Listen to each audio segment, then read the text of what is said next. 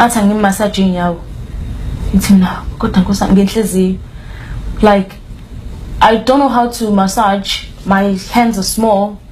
How am I going to massage umuntu omngaka nenyawo engaka? I can't even massage usisi wami athi angimassage inyawo mase ethi anyuke ngikele emathangeni lase yabona la enyaweni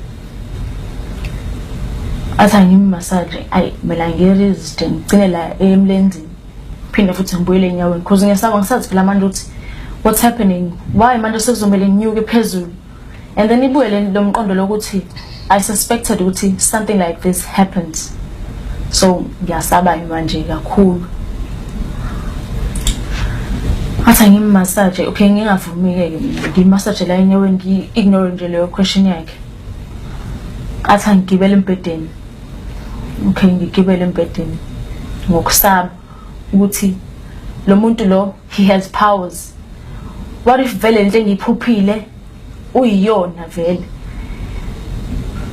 Okay ngibeleke phezulu wami enza into ayenzayo and then when it's done athandaza methandaza acela uNkulunkulu for mercy athi God is gonna forgive us. Okay, and I believe that. I was like, okay, cool. He even prays. It's okay.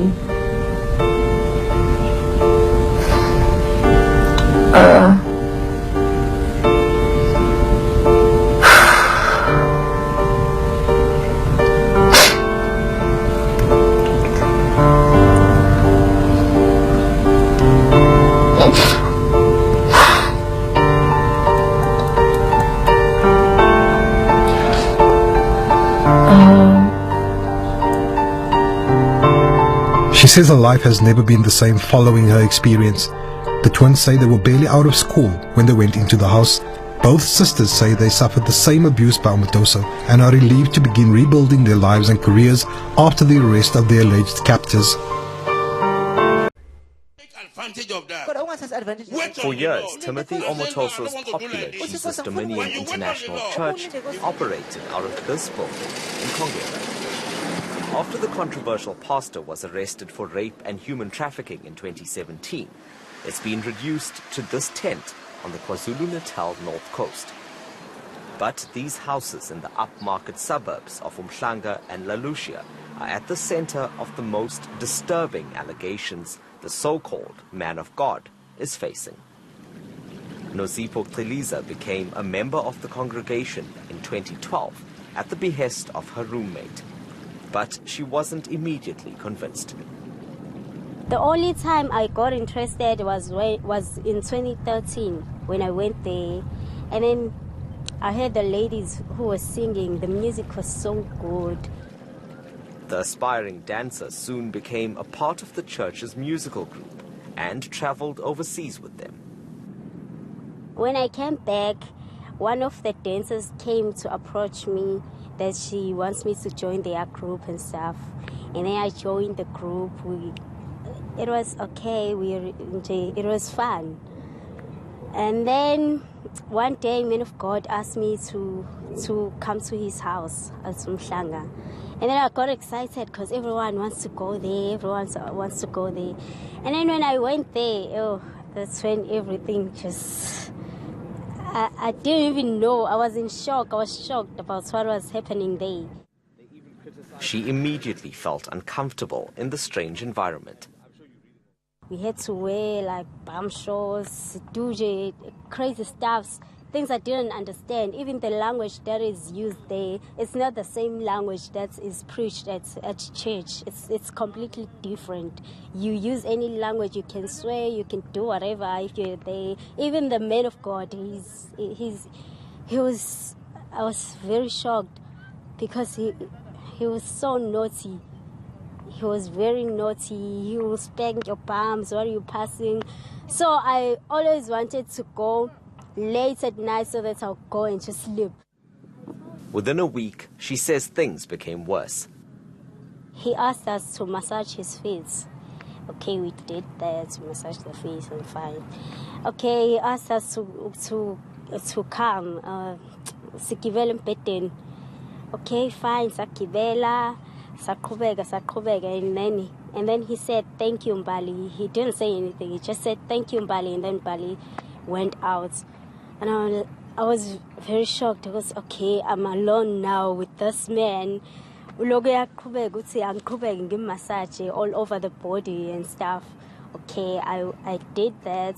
And then Wakumul was okay. As Tandas, he took his Bible and put it on my head. And then he prayed. And then he said, I should now go down and him. I said, no, I cannot do that. And then I jumped out of the bed. And then I left. When Qeliza left the church shortly after that incident in 2016, the other girls turned against her. I told Mbali at church, it was Mbali and Kuli, the leader of the group. They said I'm embarrassing them. I was supposed to do what the man of God says. Now the man of God doesn't want me anymore because I didn't follow his rules. And I said, no, I cannot do that. Qeliza says her former housemates had accepted the way of life. In the morning, we have to wake up and greet him in the bedroom with our pajamas so that he'll spank us, and we have to sit around there. He'll tell us stories of how many girls he has pumped. He used that name. I pumped so many girls and what. He'll even call some girls, I don't know, in London or wherever, and talk to them, video call them, and he will ask them to tell how he bumped him. He those girls. And he means that like he slept with them? Yes. She claims up to 12 girls slept in a room. And Omotoso was nothing like a pastor when he was with them. No, he was not a pastor in that house. He was something else. Like what was he? I mean, I know you said he was... It's more like, I don't know, more like a pimp or something. But it's just something dodgy. But Qeliza says she had held reservations about Omotoso's intentions long before she was invited to his house. He'll also tell us that he is the friend of God. He receives calls from God. When he's sleeping there, sometimes he will sleep when people are sharing testimonies. And then when he wake up, he will tell us that he wasn't sleeping, he was in heaven, communicating with God. And she believes the testimonies of amazing life changes experienced by congregants were all lies. The testimony was rehearsed every day. They lied about everything. It was rehearsed every day so that they will share the testimony on Sunday, and it's perfect, no mistakes. One of the houses rented by Omotoso has now been sold. Neighbors remember the period in which scores of girls would be brought here by bus. It was strange, and people would say, oh, have you got a brothel living next door to you? And that's when I asked them what was going on, and they said they were choir. And in fact, I actually went and researched on the internet about the choir, and the choir was legitimate. And after that, we kind of accepted it, that it was a church choir group. I had no disturbance. No, I've had no incident of crime from them at all. Near another home in Mhlanga, a resident says they often interacted with the girls. I saw him a few times, and his wife, I think it was his wife as well. The girls used to refer to him as Daddy, and Mama, I think, was what they called the mother. When they were having a braai in the garden, we would hear them all laughing out in the garden, and my only comment to my wife when we drove down the road was that there seemed to be an awful lot of people at the house, but nobody was being held against their will. There was never any screaming or shouting or anything going on, and they would start singing Christian songs early in the morning at about 4:30 in the morning, and this would go on for a few hours, and it woke us up in the mornings, but it was very beautiful singing. Qeliza, who has for the first time spoken candidly about her experiences, says she's lost all faith.